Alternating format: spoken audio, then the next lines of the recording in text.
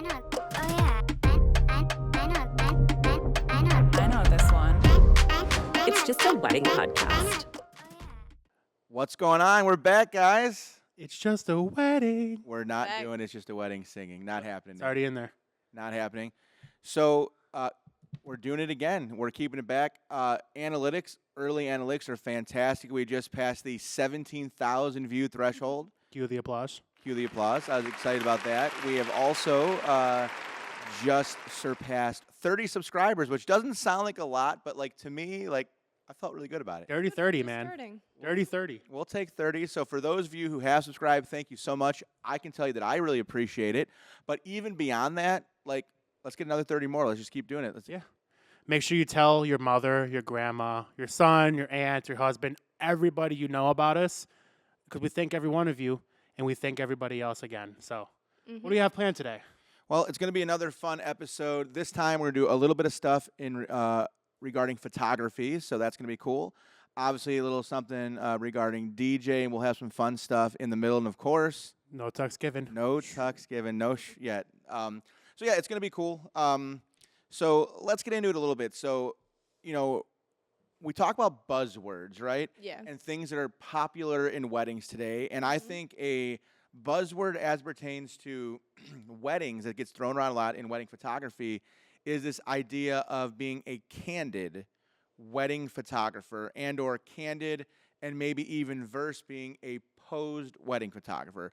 Now, before I even go further, Julia, why don't you just kind of give me a little bit of like your input on candid versus posed? Okay. Can you explain it, like, for Yeah. the non-photographers in the room? So Candid basically is there's no posing at all. You just kind of like go with the flow, take photos, let them be their natural selves. Or another version of Candid is like action type photos. So kind of like off guard. Yeah, so like you can tell them like, oh, lift her up and then spin around. Run up behind her, grab her, play a little tag, whisper in her ear, things like that. Versus posed is very like you get them together and you're like, okay, chin down, put your hand here, put your head, lean it over here, legs here, and you basically move them like they're a Barbie doll and try to put them in the position by like verbal, or you can ask if you can move them physically, but usually ask for permission before that because certain people are uncomfortable with getting touched, which I get that. So I think it's kind of interesting in that, you know, even myself as a DJ, like I find myself just because of like the popularity or like the buzzword nature of it, like I think like even leaning towards like, oh yeah, like definitely like candid is like the way to go. And I did find it interesting. So before we even came on today, I reached out to a few clients. I just want to kind of do some like polling or research. So I found a couple of clients who gave me some what they called some pros for being they're team posed, if you will, and then there was a couple that were team candid. So a few of the things that were mentioned for team posed is posed photos are timeless, they're structured, and they give you exactly what you want. And honestly, some of those things can be difficult to argue with because when you look at like the history of wedding photography, I mean, this idea of like candid photos is really more modern, at least by today's standard. Yeah. So I think there is something that can be, you know, something to be said about a photo being timeless and maybe even structured in that, you know, hey, we're going to have these people here, hands in pockets, you know, fellas, no sunglasses on the head. It's really good for like group photos to do posed. I could see that. So, okay, so that's making a little bit more sense. So you're almost now breaking it down a little further between, you know, maybe individual portraits and or like couple shots versus like entire bridal parties or family portraits, things of that nature. And the thing about like doing strictly posed photos for like couple portraits is sometimes the couples look uncomfortable because you're putting them into a position that they're not used to being in. And physically, like I'm not physically, but visually, you could visually see it that they're uncomfortable and they look kind of odd. So like some couples, they have a Pinterest board and they want to do that same exact pose. They do it, but they don't look right because, you know, it's different. Everyone has a different body shape. Yeah. Well, and along those things lines, like so let that. me pick your brain here for a second because we've been sitting in, Nick, with all kinds of clients recently. The month of June, we're finishing crazy strong, busy, and then, of course, all the way through fall. And something that I think we're hearing more and more of, which is 100% not necessary, but I think brides they could be self-conscious, is they say, like, hey, my partner and I, we're not, photogenic, or, like, I just don't feel like I look good in photos. So, like, for those brides, Julia, like, is there a certain structure that you might recommend to make them feel more comfortable? Walk me through kind of like how you would handle a bride who might be watching and says, like, hey, like, honestly, we know photos are important, but, like, they're just not my thing. We're not used to taking professional portraits. And what might help them through those nerves? Yeah, well, first of all, I think everyone is photogenic to a point. Aw. You gotta like figure out what works for them and what doesn't. And usually with people who are more uncomfortable in front of the camera, who aren't used to it, who get more anxious or nervous, you usually do the candid ones because then they feel like themselves. They forget the camera's even there and just zone in on their significant other in the photos, and then they have fun with it more. That was one of the realest shits I've ever heard in my life. Everybody's photogenic in their own way. That's greatness. It is. And I think that when you are And it comes talking down to about angles. what's that, excuse me? Comes down to angles too, Yeah. and like where you're at. I mean, there's a reason why you see every young girl who's taking a selfie, taking it from this angle. And it's because whether it makes them feel slimming or defines a jawline or whatever the case may be, certainly angles are going to play a role in that. Also, like, we've literally had clients, tell us, like, hey, I prefer to be shot from my left side, or I've got this mole on my face and I'm a little uncomfortable about it. So, if and when possible, please shoot me from an angle that maybe isn't, highlighting that specific thing that bothers me or something like that. If I could, I'd like to give a non-photographer's, guys-centric opinion on this. I feel like if I was a guy, just a random groom out there, didn't really care about the wedding in the first place, if now I gotta have 200 organized shots, I feel like it's gonna be a drag for the guys. I feel like maybe you can correct me if I'm wrong, but I feel like candid photos almost work better for dudes. Would you agree? Yeah, they're more fun. They have fun with it, especially the ones where the guy can pick up his girl and toss her around, spin her around. Oh, kid show. Come up and from behind grab her and have like maybe tickle her, just like wrap your arms around her. Do the Patrick Swayze Dirty Dancing, huh? Yeah, the whisper in the ear is a good one. That one's funny. So- Usually the guys have fun with that. Yeah, so I think that's definitely a plausible analysis. for So I think for sure that for a certain segment of couple, it makes sense. But, like, getting back to this list here for a second, like, just to kind of play devil's advocate for the sake of just, what some brides feel is, some brides say, I'm quoting here, you only get one wedding. Don't you want to look flawless? And I think part of this is when you're a client, you're hiring wedding professionals because you feel like, hey, look, I'm not a model. This is not what I do. Like, this person is supposed to know how to make me look my best. And if you happen to be that kind of bride or even groom who's just not going to have fun with whispering in the ears and the little tickly photos and just saying, like, hey, like, I'm hiring you to tell me how to look my best on my wedding day. So I do think there's, like, a bit of a yin and yang there as far as, like, personality-wise, I always do like a mix where I do some pose, some candids, and then some couples prefer more candids over pose, and then the opposite way. That's It what really I was going to depends. say. Just like pretty much everything we've talked about, it's all about the balance. I think structured photos have their own benefits and cons, just like the candids do. And I think a good photographer should know when's the appropriate time for the structured and when's the appropriate time for the candid shots. You know what I mean? So I think balance is always key. And I know that I've been reading, like, Team Pose, but, like, to kind of agree with a lot of what Julie has been saying, it's like, again, these are quotes. Candid captures the real magic, raw emotions, belly laughs, and even teary moments. I mean, I think that's 100% true. Oh, yeah. Yeah. This bride said that I just feel like there's less pressure, they're more fun, and we're way less stiff. I mean, Yeah. I think that speaks to And you exactly could what you're referring show to. that. It shows in the photos if someone's stiff or not. 100%. No stiffies.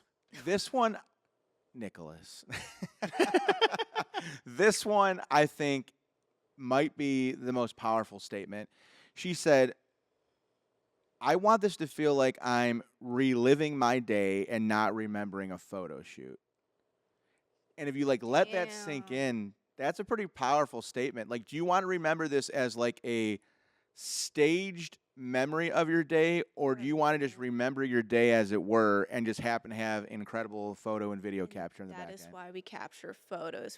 We do photos to capture the memories and relive them by looking at them again. Damn it, that shit hits. Honestly, when I read that, I was like, that's going in here for sure. Mhm. And then I think the last one I think is kind of funny is this bride. Again, I give her tons of credit. You know, she has her confidence is on a 10. She said, "Why look like models when you can look like yourself?"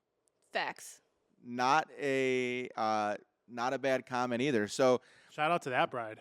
you know, as I think is true of almost everything in weddings and just opinions, I think that some clients are going to have a day where candid photos are just going to be the right fit for them, Mhm. their family and friends, and the experience that they're looking to share on that day. While I think there are other clients, it's probably fair to say that need a bit more of that structure. They want the photographer to be a little bit of a leader, Mhm. kind of walk them through those professional shots, kind of explain what their vision might be, and on the back end, I think that can be, pretty important. So I think that was pretty cool. Dovetailing on photography. So this is a question that we get a lot. So I want to explain a little bit of what we're going to talk about, but then I really want to get some opinions because trust me, whether you watch YouTube videos, you talk to your neighborhood photographer, these things can be pretty much of a hot button issue. So who owns your wedding photos? Let's talk about the copyright versus the print right Mm. versus the commercial use right. Hmm. Now, this is where things get really, really hairy. Now, I want to preface this by saying that I am not a lawyer, to be clear. I am definitely not a copyright lawyer. I don't practice copyright law. And I want to be clear that everything that I'm going to refer to is, to the best of my knowledge, at least in Ohio. I can't speak for the nation or certainly beyond. But Yeah. the way that I understand it, and Julie, as a photographer, correct me if I'm wrong, is when a photo gets taken, the copyright is always owned by said photographer. Yes, or the company that the photographer works for. Okay, or that makes even more sense. So Yeah. whatever the contracted company and or shooter, the Mhm. copyright is owned by that person. Yeah, so if it's like a single op photographer, it's theirs. For instance, Cufflink Media, it'd be Cufflink Media's. It wouldn't be the contractors. Now, I want to explain what that means to your typical bride. So if you rewind the clock, let's say 15 years, maybe 20 years before digital photography became a thing, at that time, photography was sold in basically two parts. Mm-hmm. So there was the one part which was paying the photographer to come out to your event and physically do the posing and take the photos, and that was kind of like one payday. And then at that time, you had to buy what was called the print release rights, or in some cases, actual physical prints Mm-hmm. from that photographer to actually get those photos.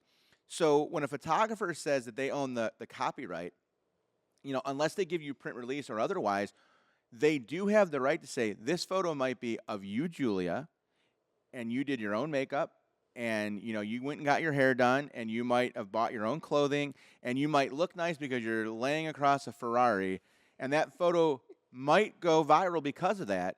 But at the end of the day, it doesn't matter that Ferrari was in there. It doesn't matter that Julia was in there. It doesn't matter that she got her hair done. The photographer does hold that copyright. Mm-hmm. Now, that being said, by today's standards, most companies will maintain the copyright, but they do give what's called the print release right. So what does that mean? Now, most companies in their contract, including Cufflink Media, is going to say, like, listen, we're going to take your wedding photos, and we hope that you think they're stunning, and we know that they're going to look stunning. And what that does for us is that gives us the ability on the back end to where, since we own the copyright, we can still use those images for any marketing materials, or we want to advance the likeness of our brand. Mm-hmm. Now, that being said, as a client, it is possible to negotiate or redline the terms that would allow such action to take place. But in most cases, that is the reason why the company is going to maintain the copyright. Now, before I go on from there, Nick, non-photographer, give me your opinion. Somebody takes a picture of you, it goes viral, you own none of it. What are your feeling on that? Well, I'll start by saying, for a non-lawyer, it's very lawyery. Sorry. Sound like you know your stuff. ChatGPT knows her stuff. Shout out chat. Well, I think that it's only right for the business to have some credit in it. I think to not have credit would be asinine. Sure. Especially if you're the one shooting it with the knowledge and skill set to take the photo and make it look that good. Because there's more than just the equipment. It's the editing. It's the editing. It's the skill set of the photographer, changing ISO, white balance. Listen, I do recording stuff on my own. I don't know how the hell you guys do this The stuff. photographer's eye. You have Yeah, to be a good eye. you got to have an eye for it too. A lot of that stuff can't just be taught. You know what I mean? So you are right. I'm going to play devil's advocate because, I own both companies, but obviously I'm a DJ. So, like, I cannot tell you how many times that myself and my team have gone into a hall and we've done beautiful uplighting. We've done some breakup pattern gobos, maybe indoor cold spark fountains. We do, a low-lying dense fog for Dancing on the Clouds. And this photo ends up being, magazine ready. Absolutely gorgeous. And true and correct that no, we did not physically click the button, but like, do we not get like some credit for saying like that photo would not exist if not for all of the work that we did? Are you saying if you weren't the photographer taking the photo? I'm saying if we as the DJs didn't create all of those stunning ambiance, then that photo wouldn't be what that photo is. 100%.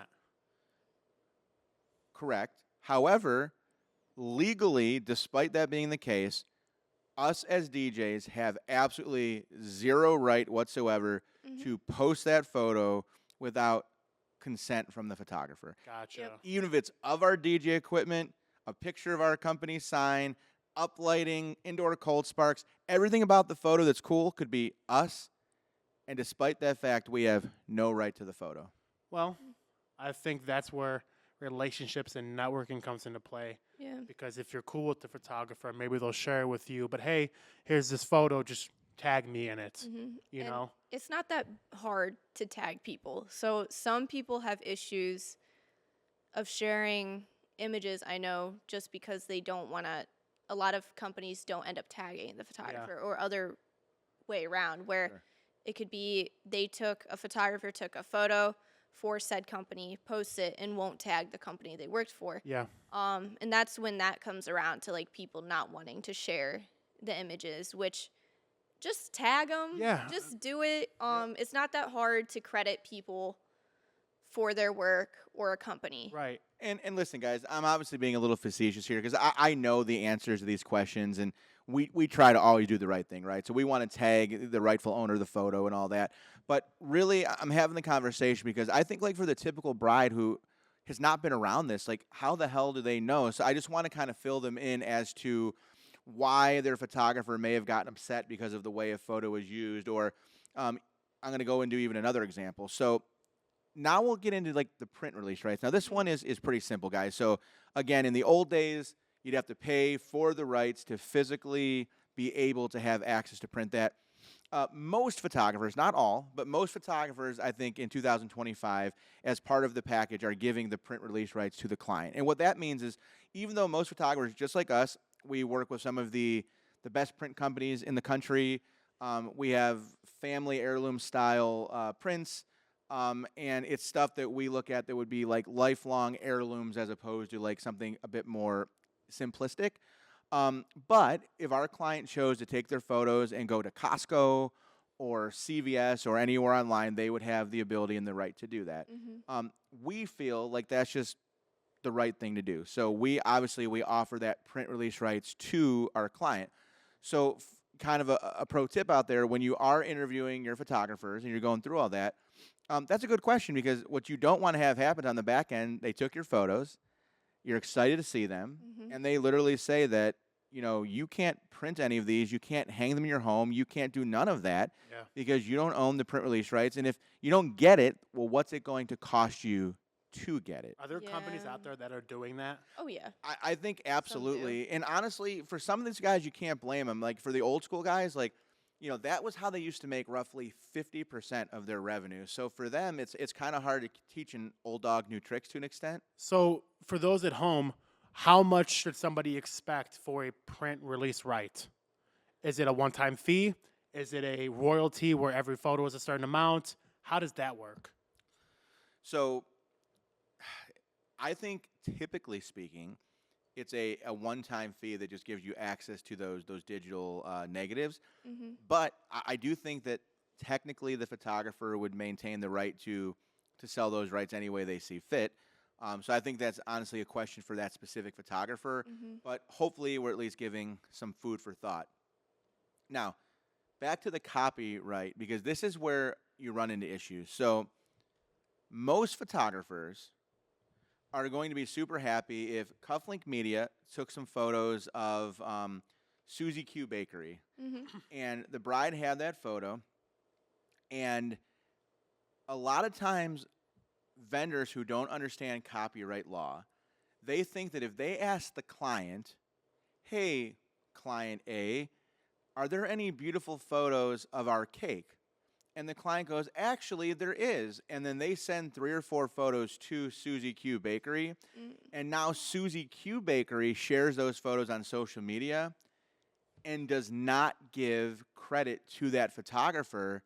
Now you're in another one of those situations. The copyright is held by the photographer. That copyright is not held by the bride themselves. The bride or client doesn't give those people any right whatsoever to use those photos, especially when it's in a commercial use. If anything, the photographer can claim that they're owed money because those photos are being used in a commercial way. Yeah. So again, these are the exception rather than the rule, but I want our viewers to just have these thoughts in their head so that at the end of their wedding, when they are getting their photos, they are thinking about, let's tag our vendors, let's make sure we're doing things the right way. It's going to avoid conflict, and there's going to be way less headaches on the back end. Like And I then- said, just tag your photographer. I mean, yeah, if you want to boil it, if you're taking all of this in, and it comes down to what can I do to make sure that I'm doing right by everyone, you're never going to go wrong by simply tagging your photographer and tagging your other vendors. And if you do share those photos, making sure that anybody you share them with is willing to do the exact same Yeah, thing. because like you're not only tagging them in, but you're also showing others like, hey, this is this photographer's work. Because obviously you're not going to share photos you don't like.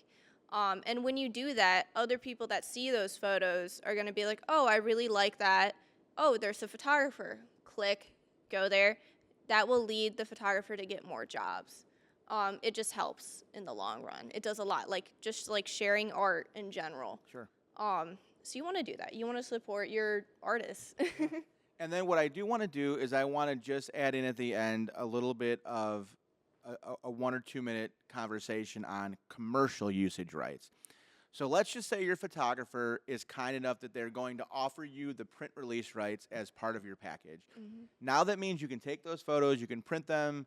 For the most part, they have social media rights. You can put them online. They're your photos. Do what you wish with. However, that does not allow them to necessarily sell those to a company for advertisement or be used for an ad campaign. Now, listen, I want to be clear. Is the average client going to have a photo or video that the knot or wedding wire is going to want to use in like a national ad campaign? The answer to that question is not usually and probably not. But every photographer, including us, has a story where a photo was taken that you gave someone the print release rights to. And, I mean, this happened to us recently where I'm literally sitting inside of Progressive Field downtown, okay? And I see a photo that our company took up on the scoreboard advertising, and there was never any commercial rights or usage ever given with that photo.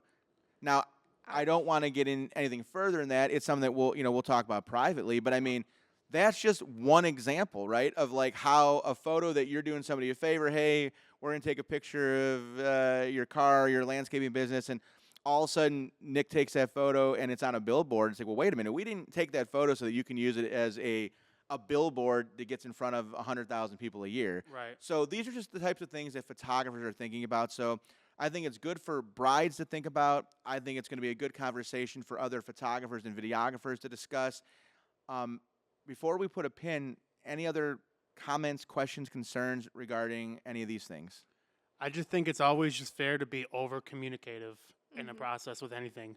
Yeah. Nobody wants to fuck anybody over. Nobody wants to mess anything up. So if you want to use it for X, Y, and Z or vice versa or company, whatever, I think it's always have that conversation and don't do something if you think it's going to get you in trouble or get you in, some sort of situation. Just communicate, ask, talk, figure it out. Don't just do it without asking. Honestly, that was well said, and I think that we can put a button on it, so very well said, Nick. The next thing that I like to do, as you guys know, halfway through, we like to do like a little bit of a game here. So today's game, in the past, You're going down, Julia. You're going Well, this down. isn't that kind of game, Nick, damn it. Hey, What we we're can get doing a here point if it's right. is we're going to call this one red flag or green flag. Okay. Okay, so we're all going to vote, including me. So for fun, because we didn't have time to make little red and green flags, that would have been cool. But so if it's going to be a red flag, we're going to raise our right hand. And if it's going to be a green flag, we're going to raise our left hand. And let's just see how much Can we agreement. just do an up or down thumb. I feel like that'll be a lot Oh wait, easier. green flag, red flag. That's a lot easier. Yeah. green it makes flag sense. is Because you up. said left to right on the Green camera, up. it's going to be right and left. Okay, so Green green up, flag is up. Sounds red good to me. down. Okay. I'm an idea It's going to be guy. a hot button issue right off rip. I love it. So, photographers who post sneak peeks online before the couple sees the photos. I say red flag. The business owner's like, yeah. I say red flag. You know what? Like, I feel like it is. I feel like can't two things be true at once? Like, can it be that the way that they're seeing their photos is through the sneak No, peek? because they're gonna be like, "Where the hell are my photos? Like, why weren't they sent to me?" I guess I could see it from Posted both 'em. sides. It's kind of like a little bit of crowd hype. Like, oh, hey, Ashley and David, your photos are coming. Look what we're doing. Kind of like, Then they're gonna wonder why. Where? well, it the depends on where you're at. Are you Yeah. behind the That's timeline? Are you early? I think it's a red flag. I wouldn't tread that line and try to possibly upset someone. Well, that's why you run that part of the company, Julia. So, number I would rather- two. This is easy for me.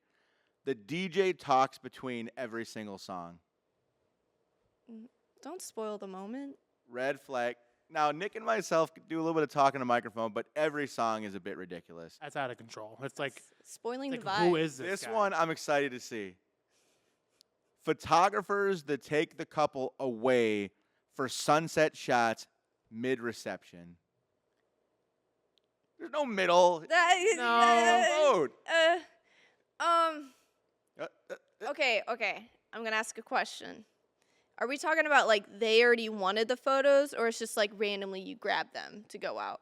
So it didn't specify. why I was in but the I do middle. think that's a good way of looking at it. Like, clearly, if the client wants to do that, then it doesn't matter. Yeah. Yeah. But there is nothing worse, and I mean nothing worse than a DJ just opens the dance floor. The energy's there. The wedding's gonna go how the bride and groom goes, and 2 minutes in, bride and groom are gone because they're taking some sunset photos. It's like, it's like basketball. You're watching the finals, Mm-hmm. and they just took LeBron off the court. I would say LeBron's on the bench, It's like, I'd say red flag if they didn't say it that they wanted the sunset photos, because then you're taking out time from them to relax and enjoy themselves at their wedding reception, and it's really go, and then that's the only time they can really let loose and have fun.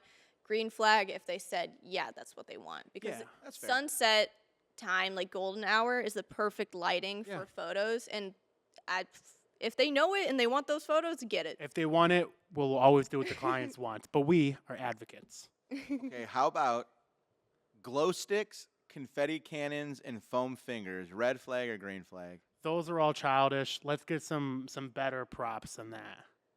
You like the glow sticks, the confetti cannon? Makes good Confetti photos. cannon, I think, is a different beast than a glow stick. Makes good photos. Well, okay, when we say glow stick, like we all see these things at these weddings, like these like foam the foam stick. ones? Okay. I mean, like I'm not talking about like the glow stick where you. That's what crack- I thought you were talking we're about. talking about Like the foam glow ones. sticks.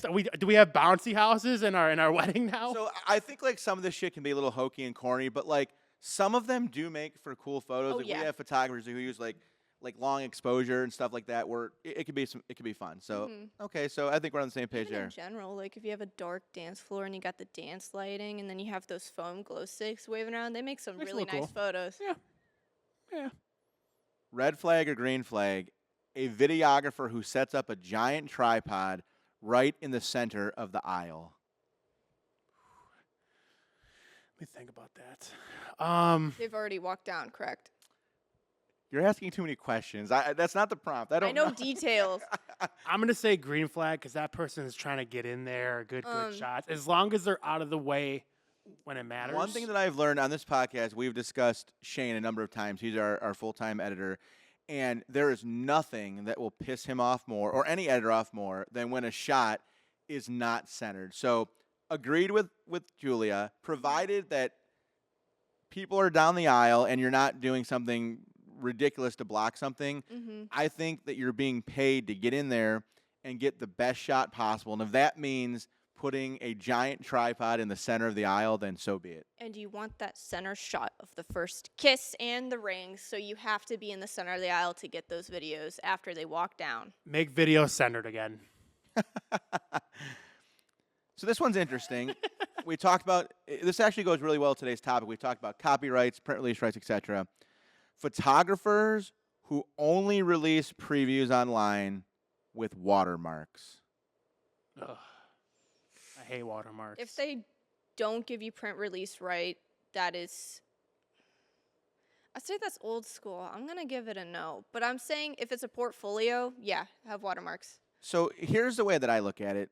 In an age where there is AI and Photoshop and so much shit, I have a feeling that if somebody really wanted to just remove your watermark anyways, Oh, they yeah, could. can. That's easy So to why get. just like be an asshole about it? You know what I mean? Like it just if they bought the photo, let them see the photo. Now, it's a whole different animal. Like if you start seeing people stealing your shit and your proprietary stuff, well, now all of a sudden maybe I feel differently. But if a client paid for the photo and you're putting it online for their family and friends to see, let them see it without the big logo I slapped think in it the just middle of makes you look thirsty.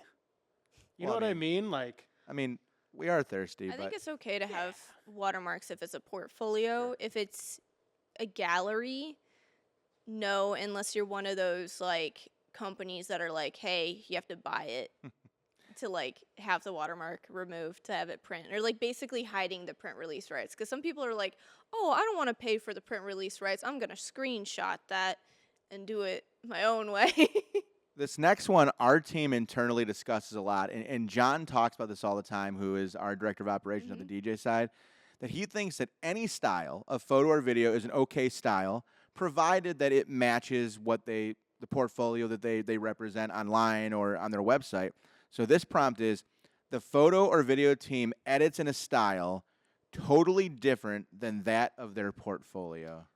Red flag unless the client specified that they wanted a different style. Agreed. And I think where this could potentially happen is when a bigger company gets really busy, they have to bring in a third-party editor or editing company, and then all of a sudden the stuff looks completely different. So I can see that being an issue. I say red flag because if you want that style, go find the person that does that style. That's like you trying to open a bookstore. Like, Well, that's also going down to like, if a photographer's really good at editing, they can edit in any style. Like, especially if they're Sure. trained. Like, I went to college for photography and graphic design. I can give you any style of edit you want. Whoa. But Pretty confident over there, Nikki. certain companies do specialize in one style or not. But considering if you're a good photographer and good editor, you should be able to edit in any Sure. style. That In works. general, I tend to agree. I mean, look, like people generally are booking a photographer because of that style, but there's nothing wrong with if a bride says, hey, like I've fallen in love with Julia's personality. This is the person that I can see spending this important day with in my life. And then saying like, you know what, your stuff is beautiful, but like, could we make it a bit more punchy or a little bit more contrasty? And if the answer is yes, then I don't see anything wrong with it, provided that's what they're looking for. Yeah. So let's do 3 more, and then we'll move on here. So let's see, I want a good one. A DJ has a tip jar on the booth. That looks trashy. let me stand on the corner with my change cup. That's what that's like. Listen, we're professionals. If somebody thinks that you're doing a good enough job to where they feel inclined that they would like to give you additional money, then that is something that they should offer you. And you, again, shaking your little change cup, I don't think changes. I think we're all on the same page. Big giant red flag. Or the people who have like the QR code for the Venmo or Zelle. Don't talk to me. Next. All right. Last one. Ooh. The DJ refuses guest request, even the fun ones. Well, Scott's an upwards. I say down because what do you think? In the middle. I'm in the middle because some couples say no requests and you have to turn them down. Well, yes. Some are okay with it. Obviously, it's at the discretion of the couple. I personally think if there are no restrictions from the couple of who can request what, I think that if the song is reasonable and it fits with the things that we're going to play or are already playing, then I think we should be playing what the crowd wants to So hear. I'd say they're not doing it, right? Well, yeah, in not this playing case, it? they're not. I mean, I think, like, here's what I think. Like, it speaks to, again, the way I feel about weddings in general. If somebody comes up to me and they want to hear Bruno Mars and it's not on the Do Not playlist, and I know that song's going to do just fine, the crowd's going to have fun, in my opinion, there's really no reason to not play the song. Yeah. However, I think as a professional, having years of experience, if somebody comes up to you and requests a song that you know is just not going to do well with that specific crowd, that DJ should maintain the ability to use their professional judgment and potentially not play a song. Agree wholeheartedly. Now, all that being said, the bride is always going to trump everything that I just said. So if the bride says, I want to hear Iron Maiden at midnight, well, fuck it. We're playing Iron Maiden. I mean, it's just that simple. Yep. I agree 100%. Yeah. So that was a rendition of Green Flag or Red Flag. So Red light. Green Green light. light. That's that freaky little Asian Squid girl Game. from Squid Game. Yeah, dude. I've never seen that. What? I haven't watched it yet. That's for a different show, but if you've never watched Squid Game, get on that. It's pretty good. It's legit. So before we delve into topic 2, Nikki, it is time for No tucks given. No Tucks. If Given. I remember correctly, shout out to Mr. Webb. He watches all of them, and he loves the No Tucks Given segments. In fact, he loved it so much. Not only did he say he wants a shirt, but I think like he Facebook messaged me or something. He's like, we need the so tell Scott. So He did not do that. I will say, though, Mr. Webb, right now, #1 fan by far. So, I mean, shout out Mr. Webb. Sure. You're the GOAT. Tell Scott that we need the We're not getting any, but we'll work on the shirts for you. So If you today, if you want it, comment below. yeah, I need some comments. Give me the all you got to write is I'm just sure nobody wants the fucking. everybody wants that. Get to the topic, please. No Tucks Given coming at you live Not live. every day, every segment. You guys, Not we're here every for you, day either, grooms. but okay. I'm just saying stuff, okay? I'm an announcer. We're here for you, grooms. Homies, fellas, hombres, gazpacho. We are here, okay? Gazpacho is soup. It is soup, Nick. What the? Isn't it? It's cold soup. It's cold soup. Yeah, it's gazpacho. I was thinking of a different word. I'm sorry. Yes. Please. No Tucks Given. Every episode, grooms are coming at you with some great stuff. And today, guys, we have it jam-packed. We're going to be talking about drip or drown. We're going to be talking about what are some items that the groom and groomsmen can have that is going to either make them swag surfing or just drowning in the sauce. So pretty much, is it good or is it bad for the groom and groomsmen to have these items? So a few things that I want to talk about. Let's talk about things from like a classy perspective, okay? Obviously, the groom and the groomsmen are going to be wearing suits, and they're all going to be matching suits. So what are some matching accessories that the groom can have? Off the top of my head, matching cufflinks. Take it a step further, matching custom cufflinks. Sure. Is that classy or is that too much? Is it timeless or is it really not that important? What do you guys think? I like it. I've seen it before, and it's actually fun, especially if you can get them to take a shot together. Okay. Take a picture, and you highlight those cufflinks that are custom for that wedding. I just think it's some fun. Or if you guys have a classy. cigar in your hand. Yeah. Dude, I've seen some cool shit. Like, I've seen, like, guys where, like, all of them, like, one cufflink has, like, their initial, and the other one, like, they each have, like, a different, like, Marvel superhero logos. There was, like, That's Spider-Man and, like, Aw, the I Hulk like and that. Batman. So, like, some of it's really cool. So I think for the right group of guys and the right set of circumstances to me, that's drip all day. Yeah, I think it's drip because there's a lot of things that you could go that are going to be cringe, and we'll get into those in a second. But this one is for sure drip. Oh yeah. Next one. We're going to stick on the theme of matching, right? What about custom socks? Maybe particularly ones with the bride's face on them. Is that drip or is that drown? So this one for me is tough. So in general, I think it's drown. That's me. That's not my thing. But I will say for the right group of guys, if you just got like that zany group who are just fucking balls of the wall doing goofy shit, like if the shoe fits, no intention, you know, pun intended, wear it. Like for the right group, I think it can be drip, but for the most part, it's pretty cringe in my opinion. What do you think? It makes for cool photos. I'm gonna be with Scott on this one. It with the right group, it's nice. If it's more of a classier group and type of guys, I wouldn't do that. Some of them I think it's weird. I think if you have a goofy group, it works. You gotta know the vibe of your people. Yeah, I'm gonna agree with both of you guys on this. I think it could either be drip or drown depending on the group of guys. If you're a classy, sophisticated aristocrat, I don't want to see you in custom socks. But if you guys are goofy, if you guys are jokesters, I had a groomsmen group where they were all comedians.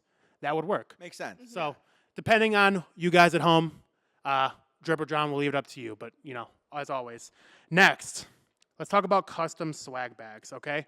First of all, I wanna pick your guys' brain on what goes in those custom swag bags. I think obviously there's the stereotypical stuff like a condom. What? Nice. I feel like that's number one in the swag bag, to be honest with you. Custom condoms. No. Drip. Literally. Would it have a picture of the bride and the groom on it? Kid show. Drip. Yeah. Little blue pill. All right, next. Flasks. Custom flasks. I think That's cool. that's drip, right? It's something that a guy is going to use all the time. I'm Right? going to abstain. Maybe not. I will. Why? All the time. Because I've been in weddings where like I've got like decanters and shit, and like don't get me wrong, like it's cool, but like it's not the fucking like old Western days, like where I like go get like my decanter off the shelf and have some whiskey. So like I'll say it's like when you open it, you're like, this is drip, and then in real life, it's drown. It's drip at the time, Yeah, but then like 2 years later, you're like, well, I got this flask, and I can't throw it away because my groomsman gave it to me, but I Yeah. don't use it. for sure, for sure. What else are we throwing in those groomsmen swag boxes? Those how do people feel? Well, you're a girl, so I don't really, no offense, but I don't. There's bridesmaids bags. Yeah, those are totally Completely different. Yeah, And that's normal. so this is really for you, I Scott. mean, for guys, I think like cigars, like if you guys are cigar smokers, cigar can be one. cigar Probably. cutters. You know, Maybe a I've shot seen glass. I've seen shit. What'd you say? I'm sorry. Custom shot glass. Shot glass could could work. be one of That'd be them. cool. I've seen like guys are gamblers. I've seen like poker chips guys throw in there. I've seen like That'd be custom cool. decks of cards. That'd be cool. Maybe a But keychain. for the most part, in my opinion, a lot of this shit is like tchotchke type stuff, and like unless you got like bands where like you can like get people like iPods and fucking Apple like iPads and stuff. iPods. Like I just don't think like people like for the most part like save the $200 on like the custom shot glasses and like I don't know. I just feel like in general that's like one spot that like I think for guys it's drown. So, to wrap up that particular question, I think if you're going to do the cool groomsmen swag stuff, let's make it something memorable. Let's make it something sweet. Otherwise, it's drown. sure. Cool. So fair. And I think what we'll do here, so we've got about another 15 minutes to wrap things up. So Can I hit some rapid fire swag or Nas? yeah, we'll just Go wrap for fire. it. Sure, let's do it. I mean, you threw the rapid fires. You want to do up or down, or just, we'll just do drip or drown? Okay. Drip or drown, yeah. Matching sneakers. Drip. Drip. Drip, for sure. Sure. Whole squad with white Air Force Ones. Drip. Embroidered boxers. Drown. Drown. That's weird. What about custom boxers? Drown. Okay. That's still weird. What about like groomsmen party robes? I think that's a little. What? That is the most drown shit I've ever Drown. heard. Drown. That's What is the party ladies' roast? thing. That's a That sounds like ladies' some shit thing. You'd be involved That's in the that. ladies' Whoa. thing. Keep that to the Okay. bride. What about bride thing. custom monogrammed like toiletry bags? Like, Drip. yeah. I think Drown. that's drip. That's drip, dog. Guys don't really use toiletry bags. Guys I use use it toiletry every bag. week. A gentleman uses a toiletry bag. Okay, A maybe gentleman they do uses to a put their toiletry bag. shaving stuff in it. Okay, ready? Custom pocket square handkerchief. Or Drop. matching. Wedding day, I would say drip. Maybe. You're a pocket square guy. I am, but like I don't want to match all these other losers. You know what I Day mean? Like, of Well, drip. I forget. Afterwards, no. I forget what movie I was watching or what show. Forgive me, but he said the pocket square isn't for the guy. You know who it's for? It's for the ladies. I will say, What the heck? because we're referring to weddings, I'm going to reluctantly say drip. Agreed. So all in all, guys, if you want to drip or drown, tune in every Tuesday to the No Tucks Given segment with the that is coming to you very soon, even if I got to edit it myself. Guys, we will not forget about you. We love you. Let's get you into the game. I forgot one thing. Custom ties. Or matching ties. I think that's also drown. Well, I mean, it depends on like if you're doing like tuxes versus like suits. Now, here's what I'll say if you refer to custom. So like, I had a groom once where like sadly like his mom passed away, and like his girl on the back of his tie had like a picture like of his mom that was like printed on the tie. That's really nice. That was drip as hell. Like I was like, that's really cool. Now like That's nice.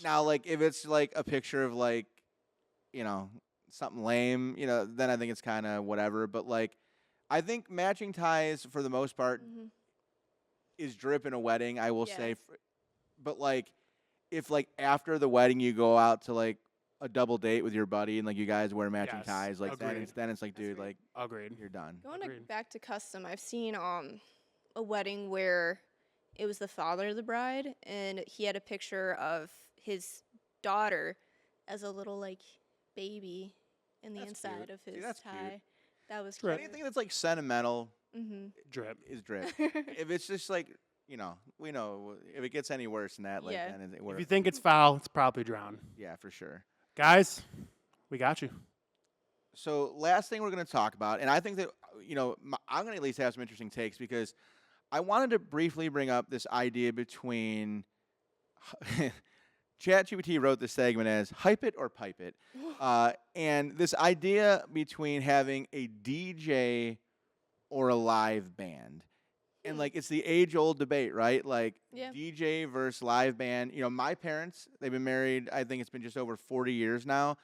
It was unheard of to have a DJ when they got married. I mean, literally unheard of. It was polka bands and rock bands and just, I'm sure, every kind of band you can imagine. And by today's standards, like, I feel like only like the most highfalutin, hoity-toity of weddings really have like live bands. So before we even delve in, let's just do a quick like gut feeling. Live music at a wedding, like it or love it.